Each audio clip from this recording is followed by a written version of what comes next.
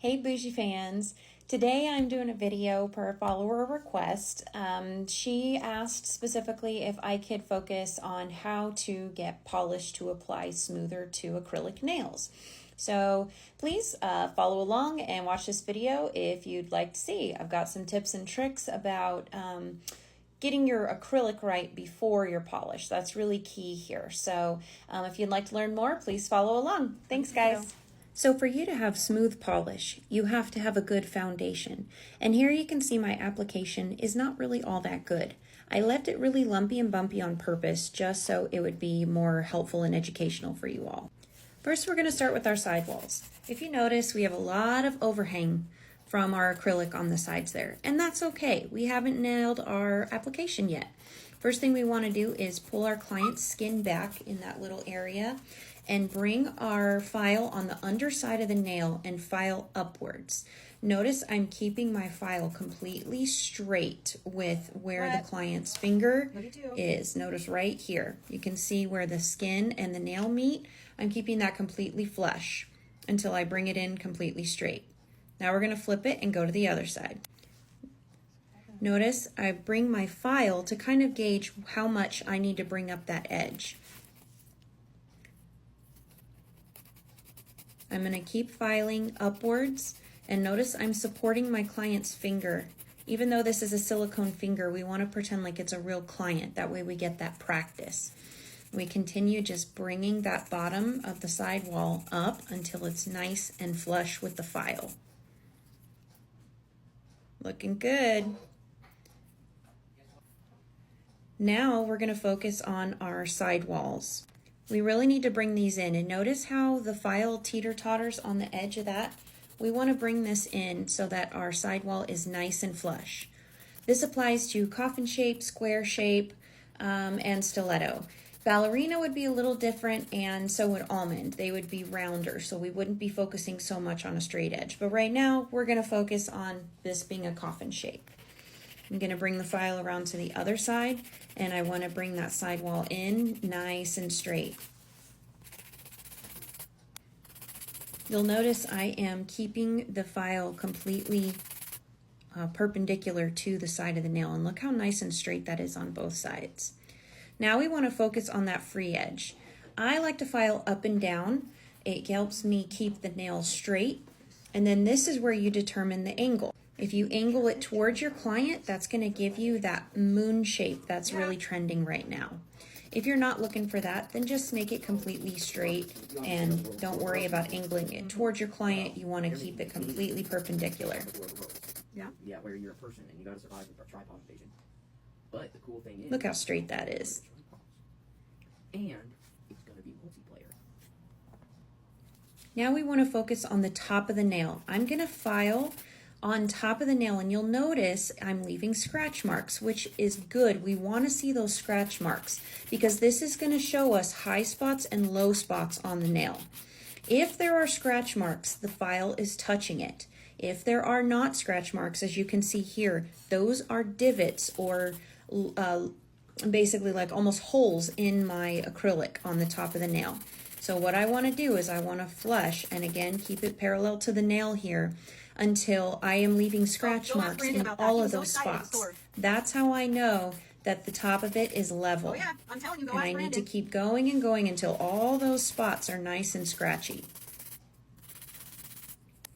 Almost there. One more little spot left on this nail. Just keep going until everything is nice and scratched. We'll smooth it out later. This is just going to tell us if there are any high spots or low spots. Sorry, the fake tip almost slid out of the finger there. Coming in, just hitting the sidewall one more time just to make sure I have those all nice and crisp. Now I'm coming in, this is my Kira Sky 5-in-1, coming in and cleaning up the cuticle area and just taking out all those scratches and everything just to make it nice and smooth. Now keep in mind, when you're working on a silicone finger, try not to tear up the silicone. Pretend like it's a real client. If you're tearing up that silicone, you're tearing a client's skin.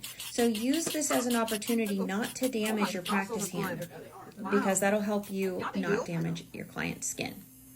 I'm going to come in on the free edge and bring the tip. It needs to be a little bit narrower. We were taught in nail school to go with about the thickness of a credit card. Some people like them a little thicker, some people like them a little thinner.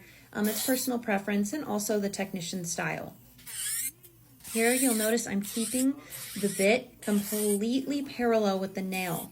I do not want to leave a bunch of scratch marks. If I hold my file at an angle, the tip of the file may leave lines in the nail. Now I'm using my 180 grit file buffer combo from Young Nails.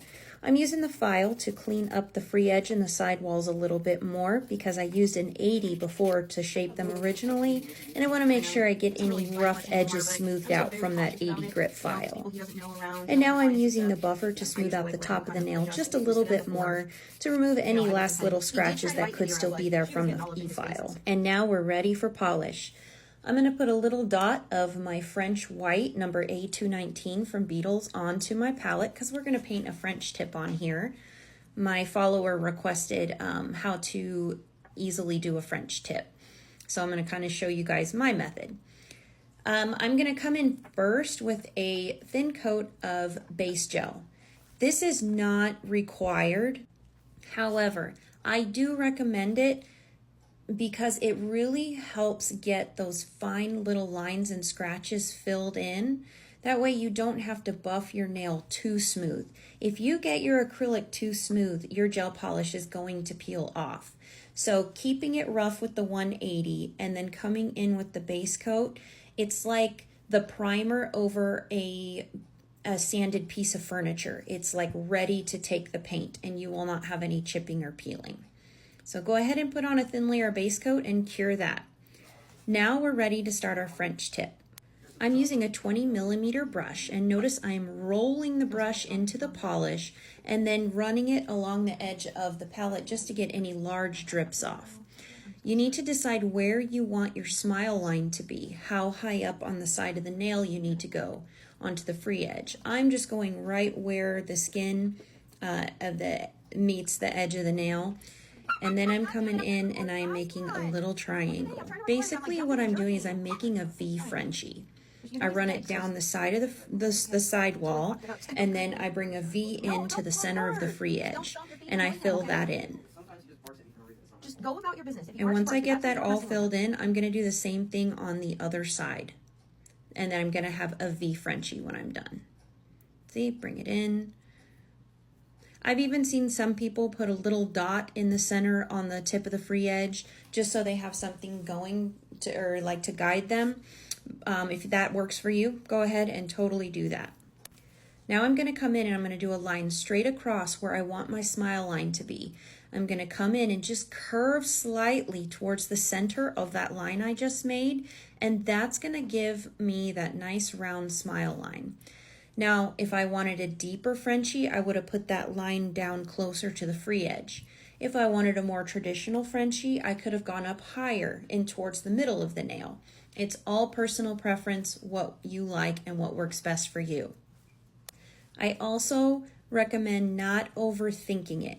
Just get those lines made, get them smoothed out. Don't mess with it for too long because what happens is that's when mistakes happen. Try not to overthink it. Go ahead, and I like to wipe my edges to keep them sharp and cure that. Now we're coming in and adding a layer of top coat.